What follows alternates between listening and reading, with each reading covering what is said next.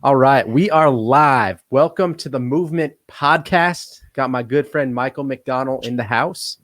Michael is a digital marketer, has a long journey in entrepreneurship, so we're excited to get him in here to tell his story a little bit, and we can talk about his car flipping ventures, how that ties in with the real estate investment side, and just really sharpening the tool and talking about habits of high-producing entrepreneurs. Right on. So, Michael, glad to have you here, bro. Glad to be here, man. Thanks. Yeah, man.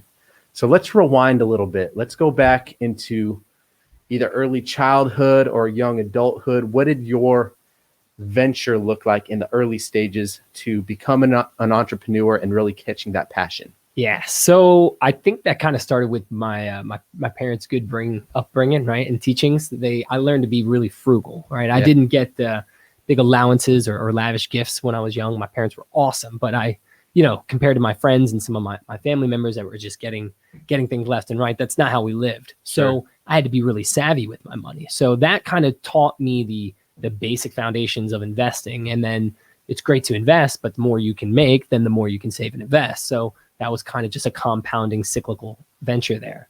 So because I wasn't just getting money left and right when my friends and stuff went to the arcades, and I had to work for that, even at a young age. So I decided to do lemonade stands, kind of just like everyone else. Yeah. But with that lemonade stand, I didn't ask for a quarter or 50 cents. I was like, these people are going to stop. They're not going to say no to this little kid. So I was going to hook them for $1, which is high prices back then. Yeah.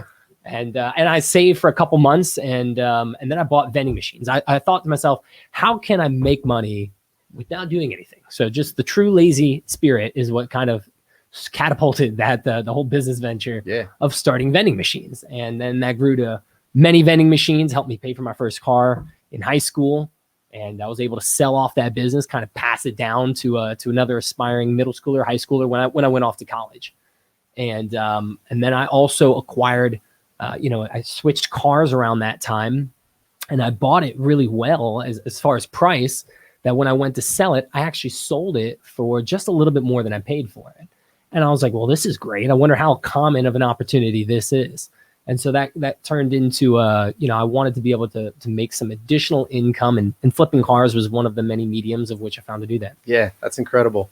That goes to show you, like, a wholesale business is not just tied to food distribution or real estate, right? You can literally flip anything. Like Gary Vee talks about going to garage sales, right? Buying these rare items just flipping them for a profit. Yes. Right. So coming from a background where your parents are ultra frugal, they might have made decent money, but they're teaching you the habits that rich people have, right? 100%. Rich people don't go out there and blow their money on stupid stuff.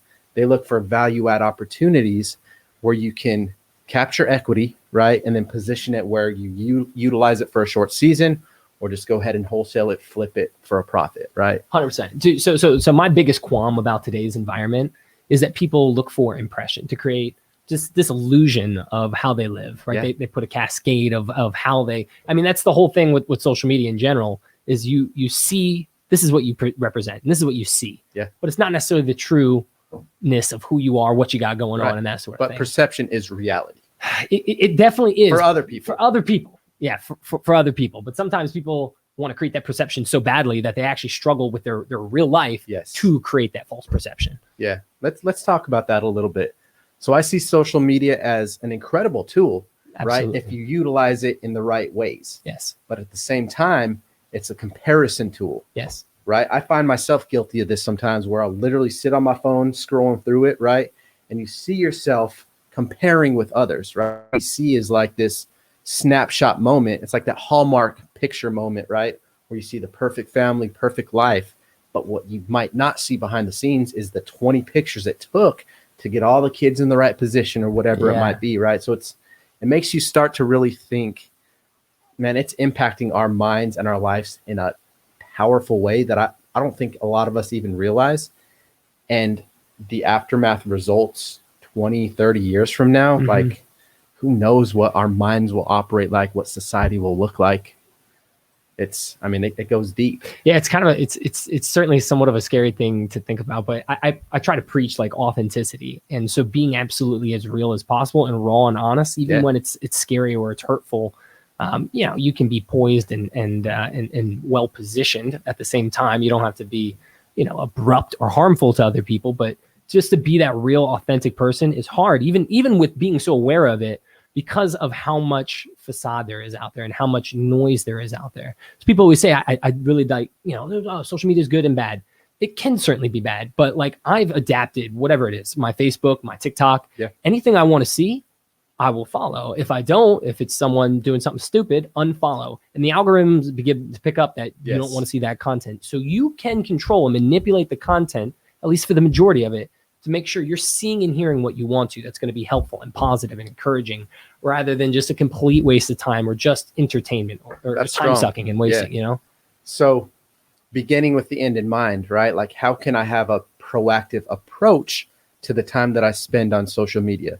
If I'm not contributing the content, right? If I'm going to be digesting a little bit, how can I utilize it to help me grow personally, professionally, right? So that's a great point, man, that I think a lot of us don't think about. We just get in there and we're in this reactive state, right? Just allowing different content, articles to control the way that we think and feel, and therefore act, right? But if we can put those guardrails in place and say, you know what, I need to develop in this area of my life, right? I need to focus on getting more financially stable, or whatever that might be, right? So you start following financial advice, right? Leadership advice, how to build a business, whatever that might look like, right? But utilizing it as a tool instead of being in a reactive state.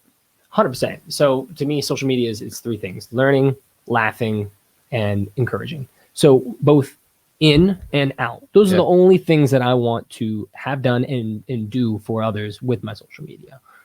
But I think just so many people use it, and it's a tool. And if you use that tool in the wrong way, if you take a screwdriver and you try to pound in a nail, it's a great tool, but you're using it in the wrong manner. That's good. So let's talk a little bit about the digital marketing side of your business. I think this is a good segue to kind of get into that. What got you into that field? Tell us a little bit about the experience falling into it and what your main focus is. Yeah. So I had worked in sales for a company called ConAgra, and it was doing good, but the company did a reorg. About 1,500 people got laid off, and our entire division was one of them. So then I was like, all right, I'm going to go. I'm still in the military. So I went on active duty orders at the time for some training that I needed. And I bought a house, and while I was closing on that house, I actually had to be employed, believe it or not, in order to close on a home. And I was like, oh crap. So I ended up taking a job at a gas station. Now, it was a district manager in training, so it was a high level, if you will, of a gas station. But it was, I kind of hate to say this, but it was demoralizing in a lot of way. You deal with some interesting characters, and while there's a lot to learn there, there's you are a product of your environment. Your environment is extremely important. 100%. And so if you have negativity punching you in the face 24/7, or at least 10 hours out of the day, 5-6 days a week, it can have an impact on you. It was the only job I've ever been fired from. So I was happy to take that, and then I was like, okay, what am I going to do? And so I called one of my mentors, who was my coach, high school wrestling coach, and he's like, well, why don't you start a firm? And I was like, I don't have a law degree. I can't start a law firm. He's like, no, a recruiting firm. And we always wondered at what he did as kids. Like, he was always golfing at home, just like on the phone, not doing a whole lot. We thought he was maybe an assassin since he had, good money, but he was just like doing his own thing. He's like, no, a recruiting firm, headhunting. I didn't know anything. So, long story short, or long story long, I ended up buying into a franchise about recruiting. And so I was able to consult with businesses, not just how to hire the right people, but I got real granular with their businesses. I understood their operations to a large degree. I was working with high-level people, executives of major Fortune 500 companies. So developing my skill set and being able to articulate who someone is. I mean, that's the hardest thing. You're dealing with people. So you're trying to connect a person into a position within a company, in a culture. And there's a lot of moving pieces there. You got to uproot your life. You got to make sure it works for their family and the company's, standpoint as well. All that being said, that just helped me to hone my skills of how to consult. And that is what I do now. I work with businesses to get granular about their needs. I don't push products. We have 80 different digital tactics that we work within, and there's never a one-size bullet, regardless of industry. There's a lot of proven things that work pretty well. But at the end of the day, your business is unique to your situation, your geography, and then the time period we're in. And so that's got to be really closely guarded in order to understand what your strategy should be. And sometimes the answer is what you're doing is great. Continue, man. Stick with that. which people are kind of taken back to hear. But at the end of the day, I have high retention with my clients because of that authenticity, because of providing true value. If I don't believe something's going to work, then I'm not going to recommend it, because my retention and my relationship is more important than just making a buck for 3 months. For sure. Understanding the life cycle of a client, right? Like coming from the real estate investment industry, it's almost like a different mindset, different approach, because we're looking for these one-off distressed property deals, right? But I'll tell you this much. Some of our best deals have come from follow-ups and referrals from past clients, past leads, or sphere of influence, right? And so I think that's a big lesson to be learned, to extract out of that, is really coming from a service-first approach, right? Having a service mentality and approaching every single relationship, every conversation with, how can I add value, right? Absolutely. How can I help this person grow? And how can I therefore help them meet their goals? Yeah, for sure. So I'm glad you said that, because that's one of the things where, like, I've had people reach out to me from 2 years ago, and all I did was simply like, hey, I don't believe you're in a position where we can best help you right now, but here's what I do recommend. And it's exactly that. It's free advice. Like, oh, you should talk to Joe. I know Joe. I'll send an email to introduce the two of you. That can help you. It's not going to benefit me, but help someone else, whether it comes back to benefit me or my business, doesn't really matter. Like, I do believe that trueness, that, again, that authenticity of just looking to help people and add value will benefit. There's a simple quote: when you help enough people get what they want, the world will give you what you need. Yes. And so I do believe in that fully, and I think I'm living proof that will manifest itself into reality. Yeah, the secret to living is giving. Yes. Right. Yeah. Tony Robbins. Yeah. Crazy thing about that is, it's almost selfish to give to others, right? A lot of people don't think like that, right? Because from a young age, from birth, right, we're inherently very selfish, self-centered. But as you get older and you begin to strip off those layers, right, start dying to self, and then get in a position where you can actually give out and give back to other people, it's almost selfish because of the feeling of fulfillment that it gives you inside, right? And until you actually go through that and experience it, it's hard to really picture what that looks like, right? 100%. It was when I first went to college, I signed up for Philosophy 101, and it was kind of like I remember being so annoyed by it, because it was, you could never do things selflessly, right? Even if you do something with the pure intention of just helping someone else, well, you want to help someone else, so that helps you, your ego, you get into, the heaven or whatever it is. And so they kept breaking things down into, like, is there anything you can do that's truly selfless? And that concept was kind of a mind twist for me. Deep. So yeah, it is. But at the end of the day, I've learned to be now a little more selfish with my time. Yes. You can burn yourself out if you're constantly giving. You have to refill. So as you pour out, you have to equally be poured into. Yes. And maybe that's reading a book. Maybe that's just taking 30 minutes to meditate for yourself. But you have to be able to get poured into before you're pouring out. If you're constantly pouring out, you're going to be empty. Yep. You're going to run into that burnout, and you're not going to actually benefit people in the way and add the value that you truly want to, because you're just not in a position to be able to do so. That's strong. You can't pour from an empty cup. 100%. Right? Yeah. Importance of having a mentor, having someone in your corner who might be a couple steps ahead of you. Oh yeah. But then also being positioned to reach back down and lift someone else up. Yeah, I'm glad you said that. There's 3 people I always keep in mind. One is kind of my equal, somebody that I see myself friends or a colleague that I'm friendly competing with. So we're trying to go like this, push each other, encourage each other. Leveling up. Absolutely. The other is the mentor, the person that I reach to ask questions about, to learn, that I hope they can help me get to that next level, that next stage in this process. Not just like to reach the top of the mountain, pinnacle, but to enjoy the process. And the third is that person that I can help and I can give back to. And those opportunities sometimes can be daily. They can be small. They can be one-offs, or it can be that person that essentially, they may look up to you as their mentor. And that's an ongoing relationship. But you have to set intention to that, Absolutely. right? If you don't put those thoughts and that energy towards it beforehand, then you're going to miss the mark, right? And God or whatever is going to present that opportunity in your life, in your path, and you're going to miss it, right? You're not ready for it. Yeah. So talking about staying in an optimal state, and being able to pour into others, we're not always going to have someone in our corner that can really invest time or energy, whatever that looks like to us, right?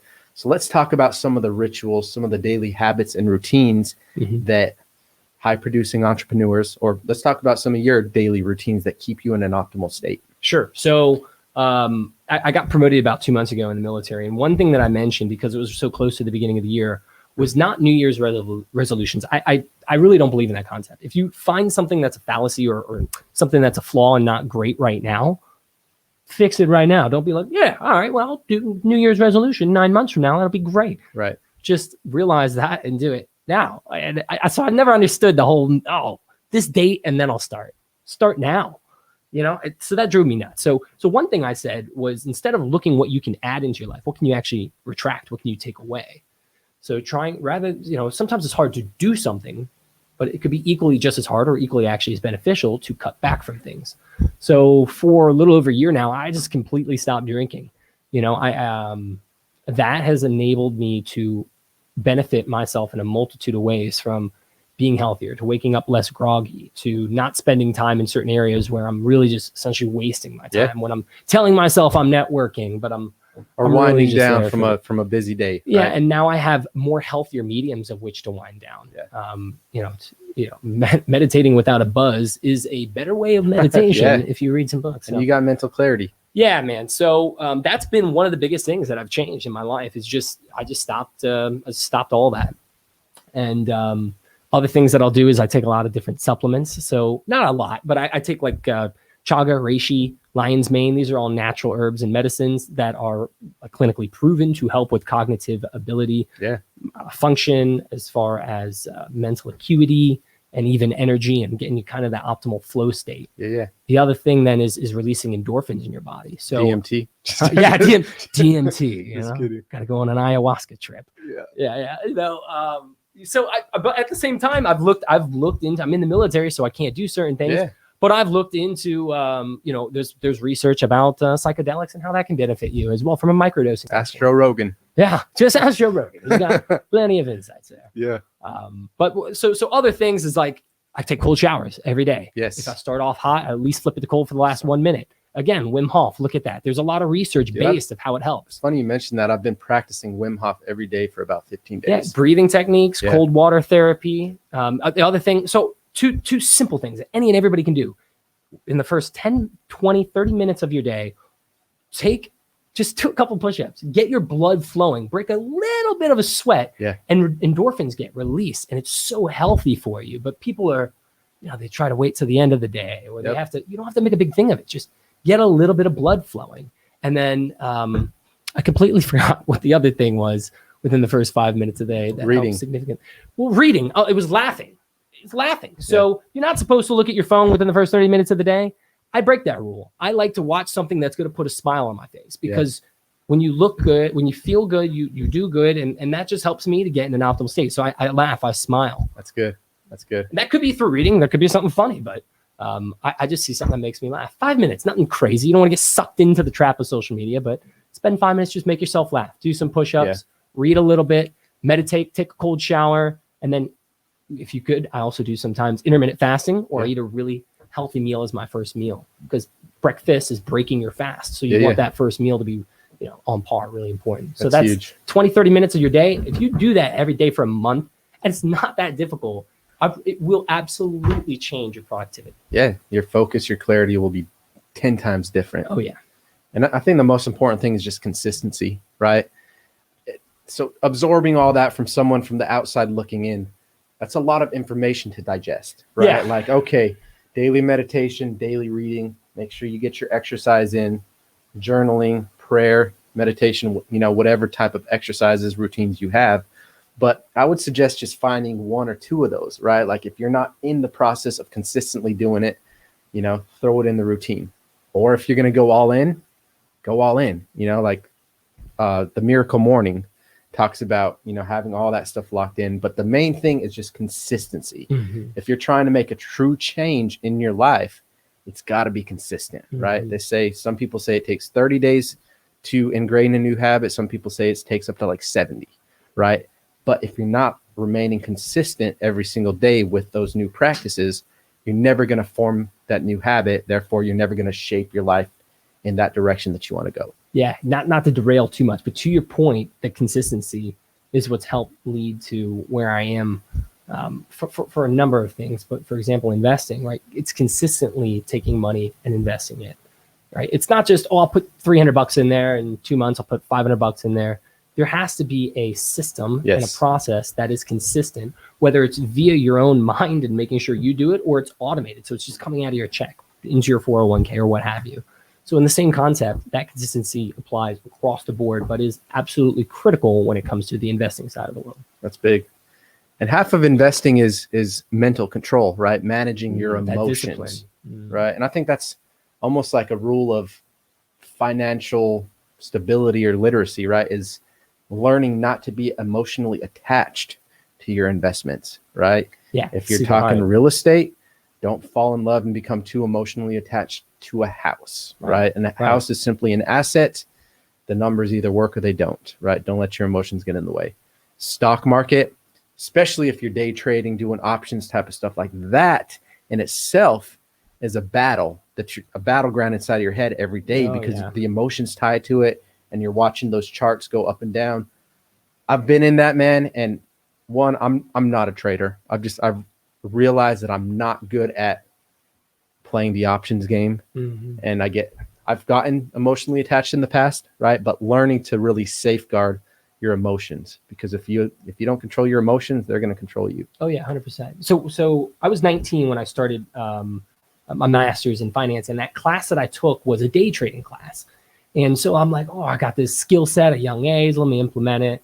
And I wrote an article about the over eagerness that I had and the overconfidence that I was like, oh, I'm gonna nail this. And at that time, I had lost, I think it was about $5,000 in the span of a few hours, which was a lot for me when I was like 20 years old, roughly, when I implemented what I'd learned from that class. And it was brutal. I remember the cortisol like flowing through my veins. It threw off my entire day.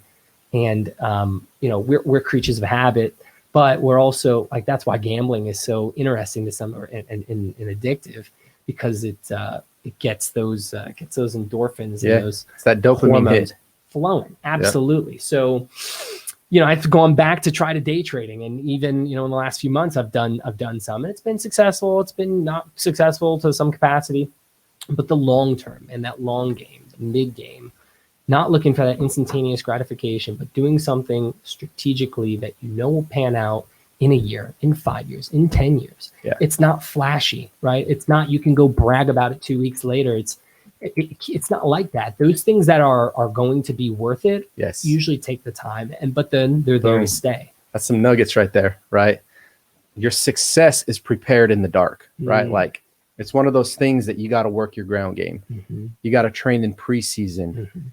And it's all that's done. Sometimes it takes years and years to manifest, right? And we're living in this generation where I call it like the TV microwave generation. Yeah. We want to just microwave success and see something flourish overnight, but that's not how it works, right? You got to commit to discipline, right? Every single day, commit to discipline, and then you'll carve out the rest of your life. Yeah. To your point, if there's even, and I've started and closed and still have a couple different businesses, but what I've found is I will beta test the concept.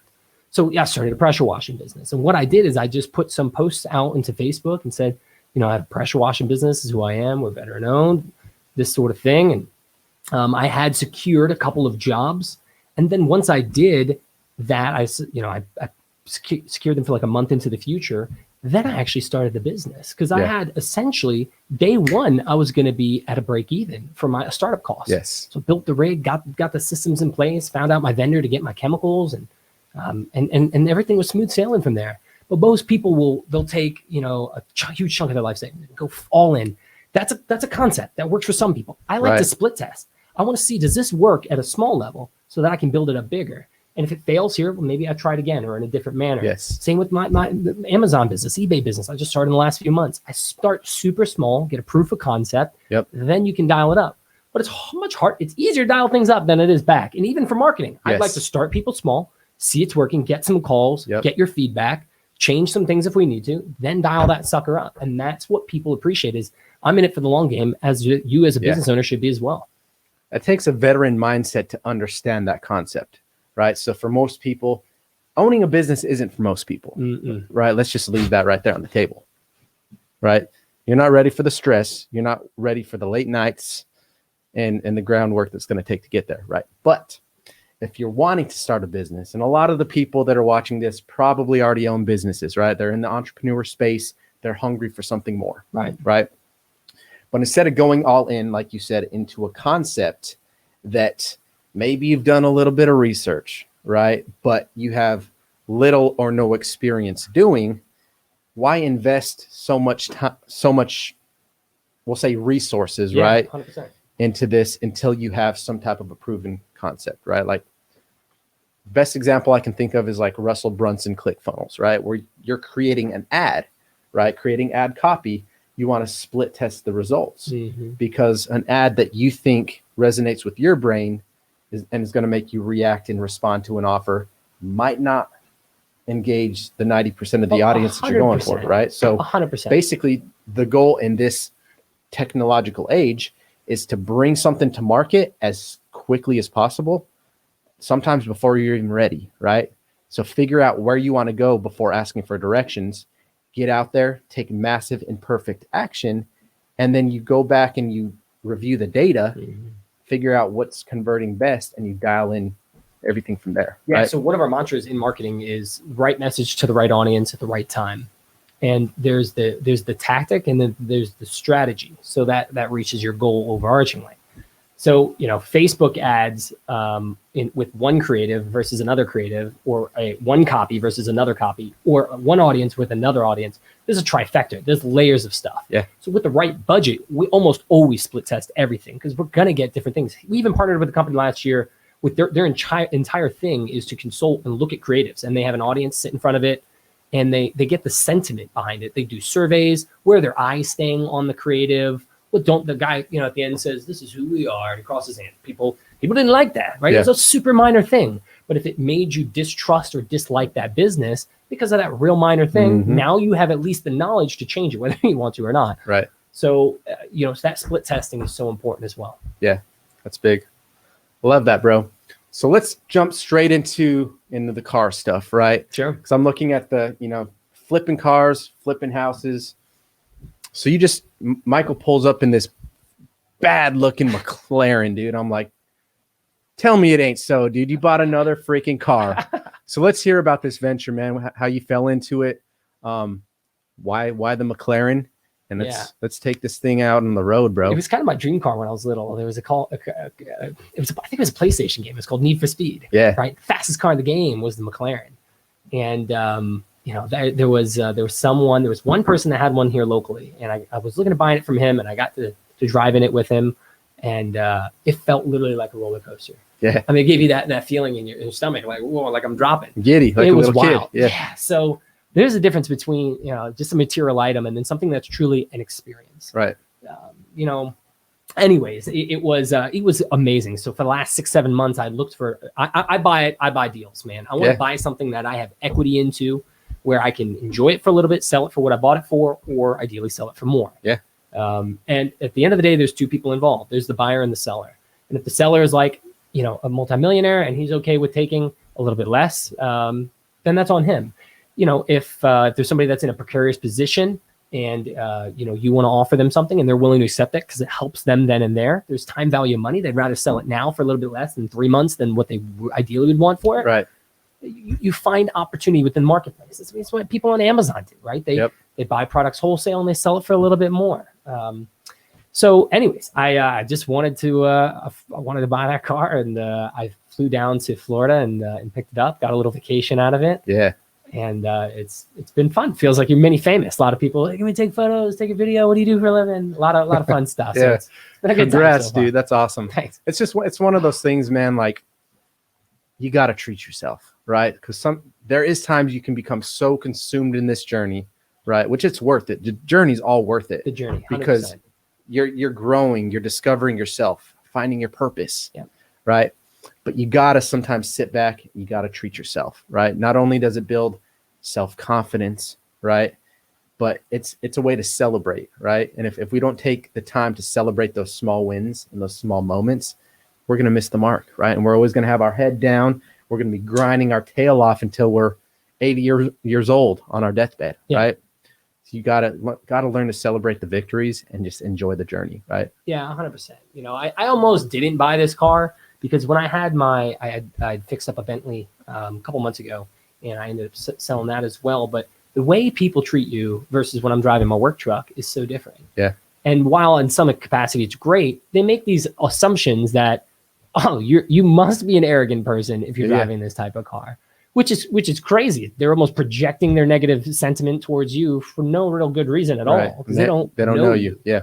But you know, it also opens a lot of doors, because people that might like pull into a car dealership, they don't want to have a conversation. But if you pull up in that car, well, you have to be clearly good at some things in order to obtain that level of car, if you will. Yeah.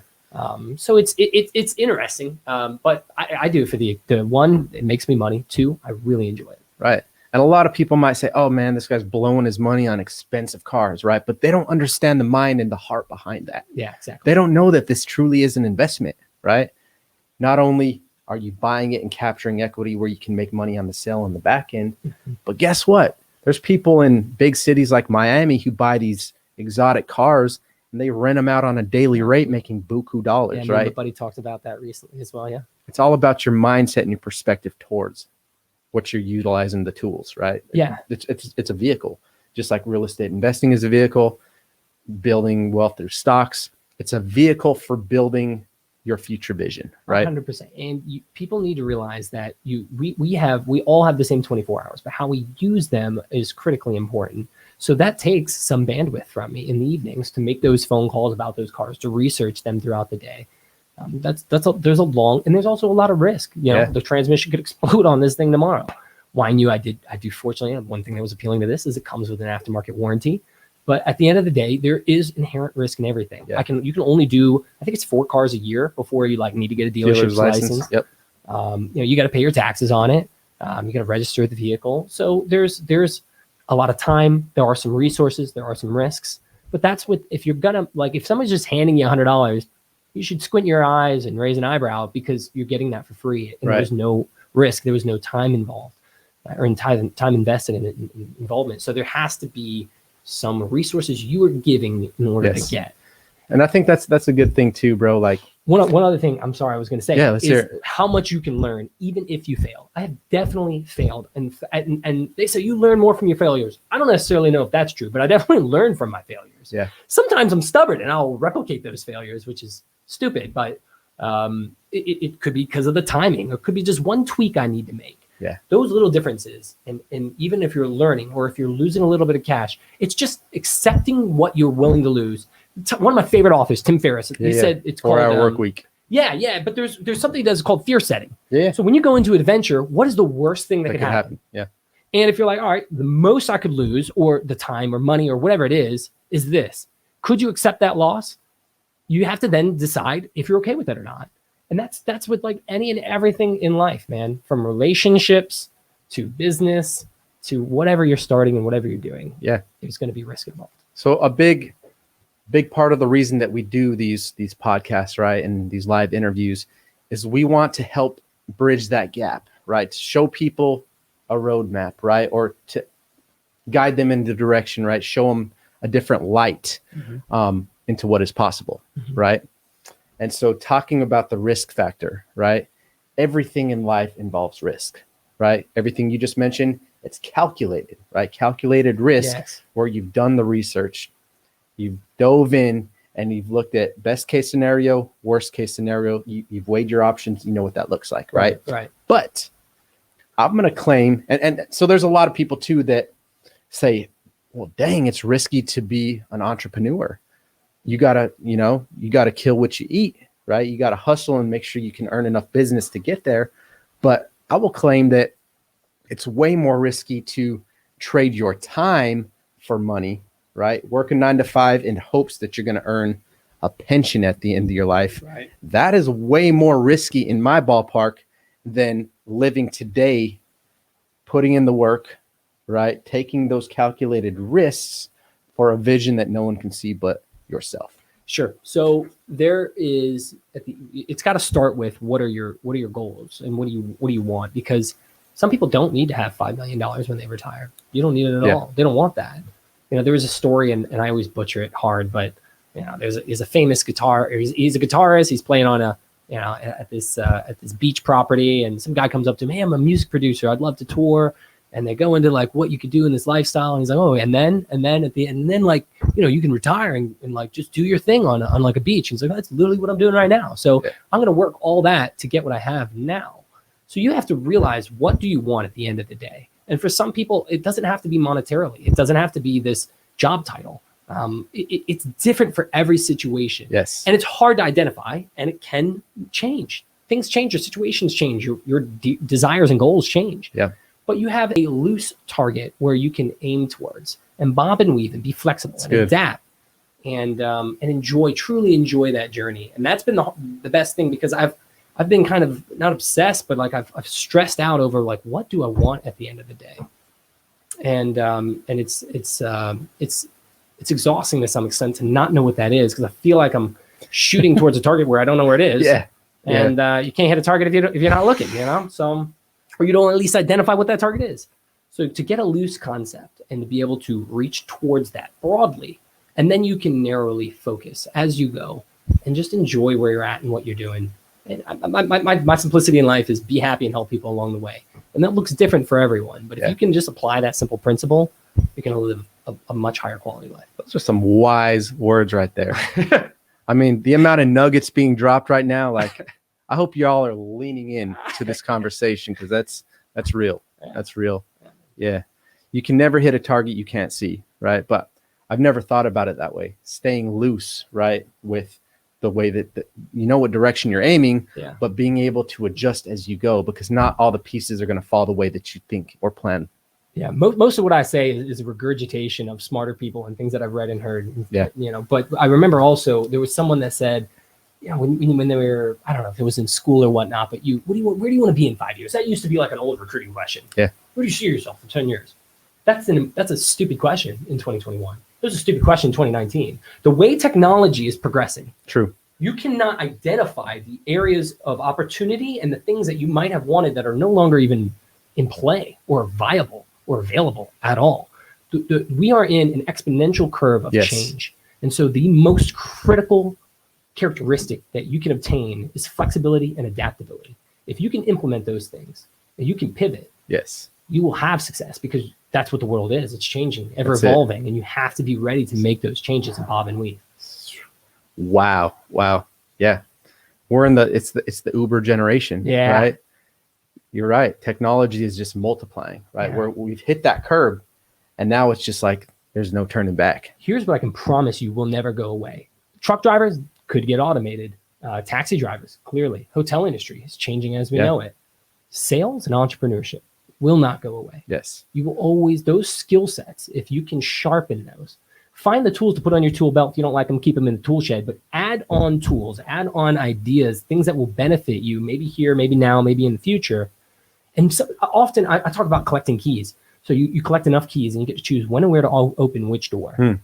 So you don't know if that door will be apparent or obvious or even come down the hallway for you. But if you have the key, now you get to choose to open it if you want to. Yeah. So collect that skill set, and then it will aid you in some capacity, or at least a nugget of knowledge you can give to somebody else, and it'll help them. So just, have an insatiable desire to learn and be prepared to adapt. Entrepreneurs are the pioneers who are building the bridges of the future on their back. Yes, sir. 100%, man. That's 100%. huge. That's huge. Yeah, it's my biggest thing right now is to really find myself in a circle with people like yourself that have a desire to grow, that have a desire to better themselves and others, and it's a rare breed to find that circle, man. Oh yeah. So that's my goal right now, is to find those people that want to help me. They want to be helped. They're willing to learn. They're willing to try. The capabilities come. Yeah. But everybody has a unique quality that they have to give. Yeah. Separation season, bro. Yeah. That's been the mantra. Yeah. Now's the time to put your head down and work. Yeah. And COVID-19's opened up that arena, right? People are starting to realize that maybe this 9-to-5 model ain't it, right? We're out of the industrial age, right? The machines and what was built back in that time is prehistoric, right? That's the dinosaurs. We're in a new era. Right? We're in a new technological age. And if you're not willing and able to pivot and adapt to these new strategies, you're going to be left behind, right? And you're going to become extinct. Oh yeah. That's no real doubt, talk. man. Good stuff.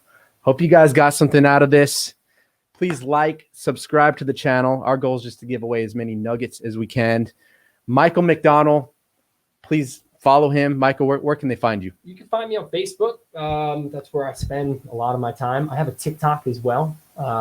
Meaningful Motivation 1, I think it is. Nice. Or Michael McDonald. Hopefully it'll be at the bottom of the screen. I'll put my email at the bottom of the screen as well. So if anybody has questions about marketing or anything else that I can hopefully provide some ideas and help for them, here, man, happy to help. Make sure to give this guy a follow, drop a like on this channel, and hit that bell so you can get notifications on new hot content getting dropped weekly. Awesome, dude. I really appreciate it, man. Yeah, Thanks very much. Absolutely. Oh, yeah. Let's go take this McLaren for a spin, bro. Ready?